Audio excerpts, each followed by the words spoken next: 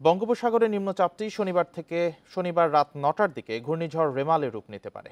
ঘূর্ণিঝড়টি উপকূলে আঘাত হানতে পারে রোববার সন্ধ্যায়। তবে সকাল থেকে এর অগ্রভাগের তাণ্ডবে লন্ডভন্ড হতে পারে উপকূলীয় এলাকা। আবহাওয়া অফিস জানিয়েছে, এরই মধ্যে চট্টগ্রাম, কক্সবাজার, মংলা ও পায়রা সমুদ্র বন্দরসমূহকে ৩ নম্বর সতর্ক সংকেত দেখাতে বলা হয়েছে।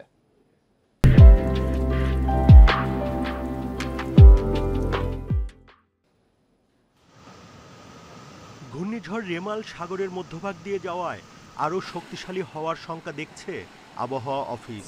ক্রমাগত শক্তিশালী হয়ে ঝড়ের অগ্রভাগ রোববার সকাল থেকেই আঘাত হানতে পারে উপকূলীয় এলাকায়। সারা দেশে প্রবল বৃষ্টিপাত, ভূমিধস ও জলোচ্ছ্বাসের কথা জানায় আবহাওয়া অধিদপ্তর। জোয়ারের সময় জলোচ্ছ্বাস হলে তা ৭ থেকে ১০ ফিট পর্যন্ত হতে পারে। যেহেতু এটা সাগরের একদম মধ্যভাগ দিয়ে আসতেছে, সুতরাং এটার ডানে বামে চতুর্দিকেই শক্তি সঞ্চয় করার জন্য যে পরিবেশ সেটা এখানে রয়েছে। সুতরাং আরও শক্তি সঞ্চয় করে এটা আপনার সিভিয়ার সাইক্লোনও হওয়ার সম্ভাবনা আছে। আবহাওয়া অফিস জানায়, ঘূর্ণিঝড়টির বাতাসের গতিবেগ ঘন্টায় সর্বোচ্চ ১২০ থেকে ১৩০ কিলোমিটার পর্যন্ত হতে পারে।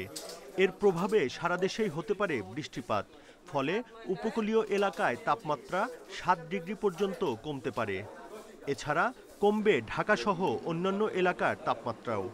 ভারী থেকে অতি ভারী বর্ষণ, কোথাও কোথাও আপনার ২৪ ঘন্টায় ৩০০ মিলিমিটার পর্যন্ত বৃষ্টিপাত হওয়ার সম্ভাবনা আছে। বিশেষ করে চট্টগ্রাম এবং কক্সবাজার এই সমস্ত জেলাগুলিতে এর যে প্রভাবে ওই বৃষ্টিপাতের পরিমাণটা বেশি হওয়ার সম্ভাবনা আছে। ঘূর্ণিঝড়ের প্রভাবে ভূমিধস, জলোচ্ছ্বাস ও প্রবল বৃষ্টিপাতের সম্ভাবনা রয়েছে।